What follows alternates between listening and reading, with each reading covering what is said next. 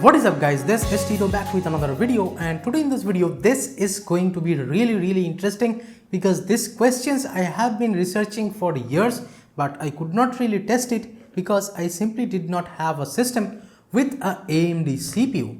And today in this video I'm gonna be showing you if you can unlock your bootloader or flash a custom ROM or custom recovery with a AMD system to a Xiaomi device or maybe any other device. But I'll be testing it with the Redmi Note 3, that if you can flash a custom ROM or the stock ROM with Fastboot method, or if you can flash a custom recovery with this AMD system right here. And by the way, this is a Zen 3 CPU, a 5600X. If you haven't seen my PC build, you can click on the card right there. And this question I have been asking to people in like a lot of forums and some people I know on Twitter. So yep, I did not quite get a proper answer. Sometimes they say it works, sometimes they say it doesn't. But yeah, with the latest Zen 3 CPU, I'll test it today, that if you can flash any Fastboot ROM or any custom recovery with Fastboot method on the Redmi Note 3. So let's begin. And by the way, a few points that I want to mention over here, that right now I am gonna be using the front USB 2.0 port of the case over here, not a USB 3.0 port.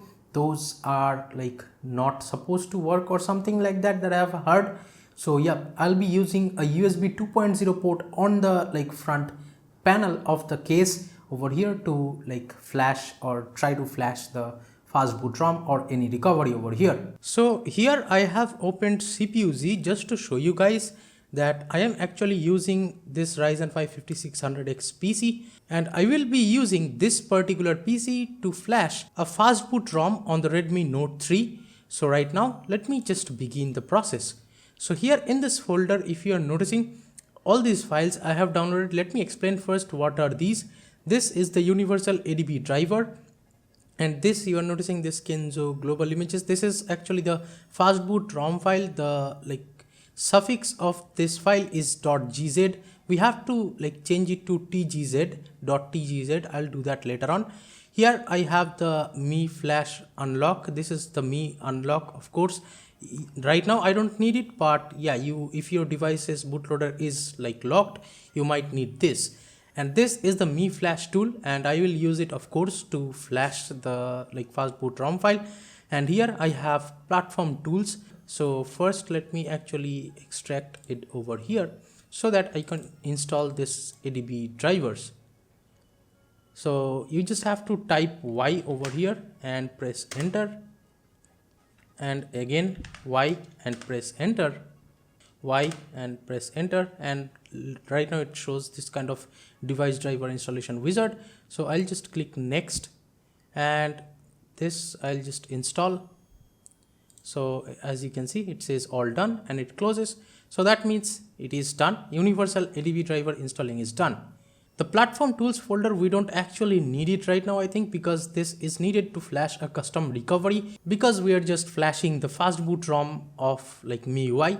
So here, let me actually change this name of this Fastboot ROM file to .tgz so that it helps in extracting. So I have done that. I'll extract it right now. And as you can see, it is being extracted. In the meantime, there is the like Mi Flash tool. I'll extract it too, and I'll extract this. Okay, so we don't need the Mi unlock, so never mind, just the Mi Flash we need. So yeah, both extraction are done, and as you can see, it's 2.53 GB almost after extraction. And right now I'll just like try to do something like, let me actually extract this so that I can see if the device is detected. Here in this folder, you just like go into this platform tools folder, and right now we are just connecting this micro USB cable to the phone itself. And as you can see, if I hold shift and right click over here and open PowerShell window, and right now let me actually type over here Fastboot devices to see if it's actually detected. So looks like yes, it is detected, as you can see. And this is the Fastboot ROM folder, and here if I go into it, as you can see, there is another folder. So I'll just like Control X and go back and Control V, just like paste it over here. So this folder is currently empty, so I'm just deleting it. So this is the actual like the mother folder of the Fastboot ROM file. Right now let me just head over to the Mi Flash, Xiaomi Mi Flash over here. So actually let me actually run it as administrator. So as you can see, it says some drivers needs to be installed, so I'll just install these. Let me actually close it. Right now if I hit refresh, the device gets detected. So let me actually like select from here. So on desktop inside this folder, I have this Kenzo global image, the mother folder of the Fastboot ROM. I'll select that and press OK. And here there is clean all and lock selected. I won't select that. I will select clean all over here. And this is the version 10.2.1.0 MIUI version. And here let me just click on flash and let's see what happens. So straight up it says error and cannot load such directory and stuff. Shorten this folder's name. Let's just like put it to Kenzo like this, and here if I go, it says everything. So let me actually copy this Mi Flash folder to my desktop over here. So if I do that, so the Mi Flash folder is over here, and let me open this again, and this Kenzo folder I'll just copy and paste it over here in the desktop. And right now let me just try to do this again. Okay, so I'll just refresh and the device is there again. So I'll select it from here, and in the desktop I'll select Kenzo and hit OK, then clean all and try to flash. Okay, so right now it is flashing. So it was the problem of that like desktop kind of thing. You have to move everything to the desktop, otherwise it won't work. And right now as you can see, it is flashing. So let's wait for the time being. And by the way, again I have connected the USB port to the like front USB 2.0 port of the case, and right now as you can see, without any like USB hub and stuff, this is working totally fine. The Mi Flash tool is actually working. So let's wait for the time being and let's see what happens. So the device is right now rebooting. Let's hope nothing is effed up, because here as you can see in the progress, it is showing that like it's still flashing.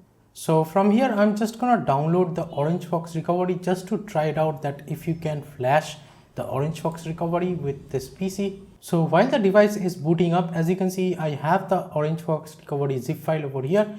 I'll just extract it, because this is how you flash OrangeFox recovery, that you download the zip, you have to extract it, then you go into this OrangeFox folder, then copy this recovery image file to this platform tools section here, and on this section you just paste it over here.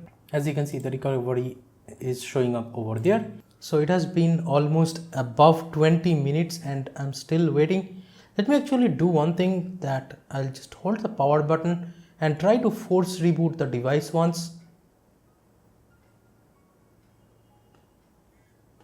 So after the force reboot, this kind of thing appeared over here, and as you can see on the bottom it shows kind of a loading or updating kind of thing. So I'll just wait for the time being. So there you have it guys. As you can see, it has successfully booted into MIUI 10, and currently I can set up the ROM pretty easily, as you can see.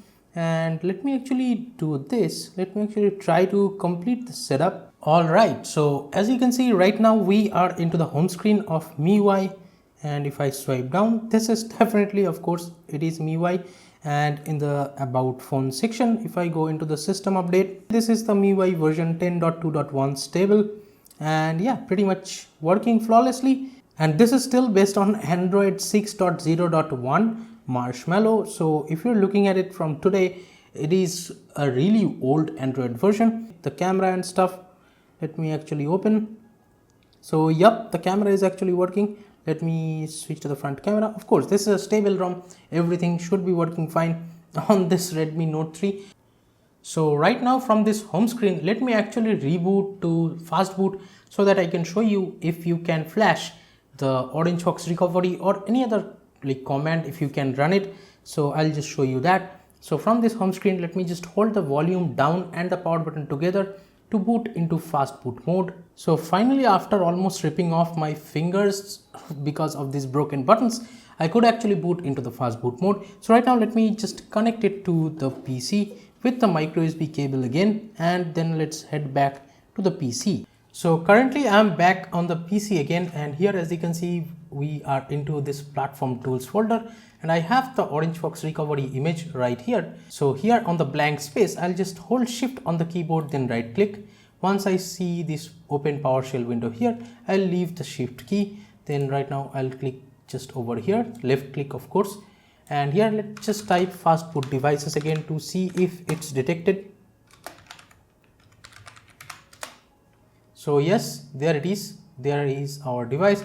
So I'll just type fastboot flash recovery, and here I am typing recovery.img because this recovery's name is recovery.img. So fastboot flash recovery is the command, and then you type the file name of the recovery. So here I'll just press enter, and let's wait and let's see what happens. So nothing is happening right now. So this command might not be working, so I'll just close it up. Let me just open PowerShell window here again. Here I'll type another command, which is fastboot boot recovery.img. Here the fastboot boot is actually the command, then recovery.img is the name of that file. So it is loading right now, and as you can see, hopefully it will boot. So yes, finally, as you can see, it is booting successfully to the OrangeFox recovery. So that means you can actually flash or boot into a custom recovery from this AMD PC. So yes, as you can see, we are into the internal storage over here, I guess. And here, as you can see, we have the OrangeFox recovery R11 zip file.